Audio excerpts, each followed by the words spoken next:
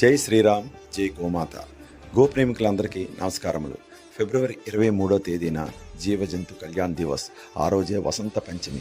ఈ సందర్భంగా మన విజయనగరం జిల్లా animal husbandry department joint director doctor Muralikrishna గారు, గంట్యాడ మండలం ఏడి డాక్టర్ రెడ్డి కృష్ణ గారు, డాక్టర్ అంజలి గారు, డాక్టర్ లలిత గారు మన గోశాలకి వారి సిబ్బందితో వచ్చి ఆ గోమాతలకు కొన్ని మందులు, మినరల్ మిక్చర్ వంటివి మన జాయింట్ డైరెక్టర్ గారు ఆయన సొంత డబ్బులతో కొని ఆ గోమాతలకు సరఫరా చేయించారు.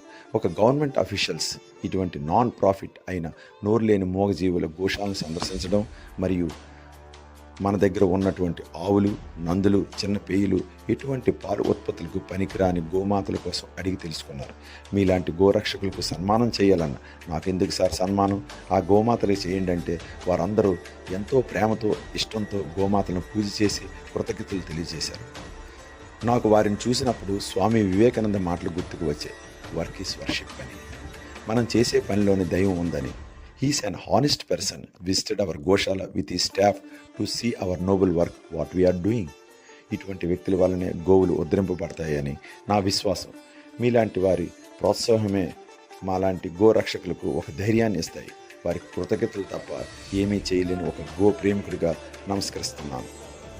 నా ఈ 12 సంవత్సరాల పోరాటంలో ఈ గోమాతలు పోషణ చాలా కష్టంతో నడుస్తుంది.